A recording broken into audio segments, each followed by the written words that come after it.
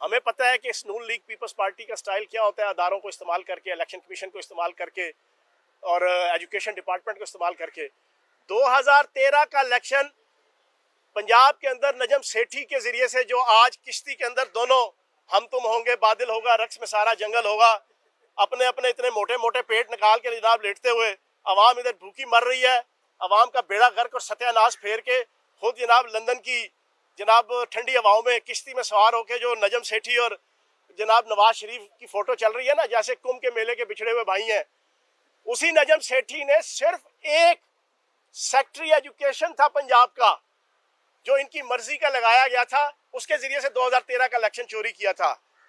اور پھر کل طلال چودھری تنظیم سازی کے ماہر نے جناب ایک بیان دیا تھا خان صاحب پہ ٹانٹ کرتے ہوئے کہ خان صاحب اے سی والے کمرے میں بیٹھ کے تقریریں کرنے سے انقلاب نہیں آتا۔ بالکل جناب، میں صدقے جاواں وڈے انقلاب فرانس کے روحانی پیشوا اور لیلن اور خمینی اور نیلسن منڈیلا کے جناب استاد محترم حضرت علامہ چودھری طلال صاحب پہ بالکل ٹھیک کہا جناب آپ نے، ٹھنڈے کمروں میں بیٹھ کے کہاں پہ تقریریں کرنے سے انقلاب آتا ہے؟ انقلاب آتا ہے عدالتوں سے مفرور ہو کر پوری پاکستانی قوم کو اداروں کو چونا لگا کے باہر لندن میں جا کے مفرور ہو کے بیٹھ جاؤ، لندن کی ٹھنڈی ہواؤں سے تقریر کرو، وہاں سے بڑھ کے مارو کہ ہم بھاگنے والے نہیں ہیں، اور پھر تمہارے جیسے گدھے یہاں پر کھڑے ہو کے کہے جیو شیرا۔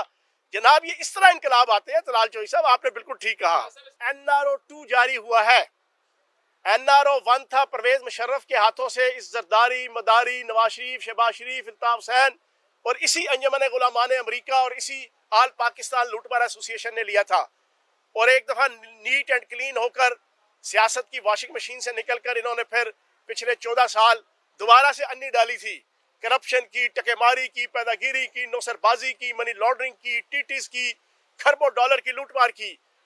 اب جس مقصد کے لیے سازش ہوئی تھی، جس مقصد کے لیے سائفر آیا تھا، جس مقصد کے لیے پاکستان کی رجیم چینج ہوئی تھی، جس مقصد کے لیے ہستہ بستہ پاکستان کی معیشت کو تباہ کیا گیا، جس مقصد کے لیے پاکستان کے سب سے پاپولر وزیر اعظم عمران خان کو اتارا گیا، جس مقصد کے لیے پاکستان کی معیشت کے جو تمام میکرو اکنامکس انڈیکیٹر میں پچھلے 20 سال سے لے کے 74 سال کی ہسٹری میں نمبر 1 ہو گئی تھی، کرونا وائرس کے 2 سالوں کی پینڈیمک کی جناب کے باوجود، جس مقصد کے لیے یہ ساری لا نیسنس اکانومی کے اندر، سیاست کے اندر، معاشرت کے اندر لے کر آئے تھے، اس کا حاصل وصول کل حاصل کر لیا۔ ان بھکاریوں نے اور ان غلاموں نے اپنی فیس وصول کر لی۔ وہ فیس کیا ہے؟ وہ فیس یہ ہے کہ ان کے سارے پرچے نل اینڈ وائٹ ہو گئے ہیں۔ 1200 ارب روپے 1200 ارب روپے کی کرپشن کے نیب کے کیسز، 117 مقدمات 117 مقدمات جناب نل اینڈ وائٹ۔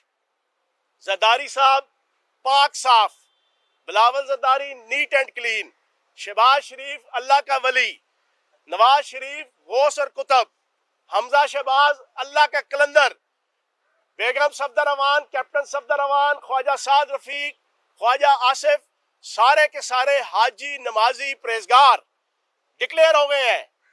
انہوں نے سروں پہ ٹوپیاں پہن لیں، انہوں نے ہاتھوں میں تسبیحاں پکڑ لیں، انہوں نے گٹے گوڑے سے اوپر شلواریں کر لیں، انہوں نے ماتھے پہ جناب اب محراب سجا لیے ہیں۔ اب یہ بالکل نیٹ اینڈ کلین ہو کر اب یہ تعلیم دیں گے دین کی، ایتھکس کی، ویلیوز کی، اخلاقیات کی، کیونکہ اب یہ نیب کے ترمیمی بل کے بعد بالکل صاف ستھرے ہو گئے ہیں۔ پوری پاکستانی قوم شرمندہ ہے کہ آج پاکستان کے اندر قانون کا یہ حالات ہے۔ قانون ہے غریب کا، امیر پہ لاگو نہیں، غریب تو پابند ہے، امیر پہ قابو نہیں۔ یہ دہشتیں، یہ وحشتیں، یہ مطلبی سیاستیں، بے ربط سی یہ زندگی، بے سمت سی مسافتیں، یہ کون سا نظام ہے؟ یا کوئی انتقام ہے؟ کیا اس کی کوئی حد بھی ہے یا سفر ناتمام ہے؟ آج پوری پاکستانی قوم نیب کے ترمیمی بل کے پاس ہونے کے بعد یہ سوال پوچھ رہی ہے، اور آخر میں یہ جو نیب کا ترمیمی بل پاس ہوا ہے، اس کے پیچھے مفکر کرپشن، ایک ہوتا ہے مفکر پاکستان، مفکر امریکہ، مفکر انڈیا، ایک ہوتا ہے مفکر اسلام، مفکر مسیحیت، مفکر فلاں، ایک مفکر کرپشن کل پاکستان کے اندر جناب ڈسکلوز ہوا ہے۔ وہ ہے نارووال کے ارسطو اور کانا کاچا کے سقراط چودھری یاسین اقبال صاحب. انہوں نے بیان دیا مفکر کرپشن نے. انہوں نے کہا جناب والا دنیا کے کئی ممالک ہیں جہاں پر بے تحاشا کرپشن کے باوجود بے تحاشا ترقی ہوئی ہے. انہوں نے کرپشن کو لیجیٹیمائز کر دیا, انہوں نے کرپشن کو لیگلائز کر دیا, انہوں نے اپنی اور اپنے قائدین کی کرپشن کو ایک لیگل کوڈل جناب درجہ دے دیا.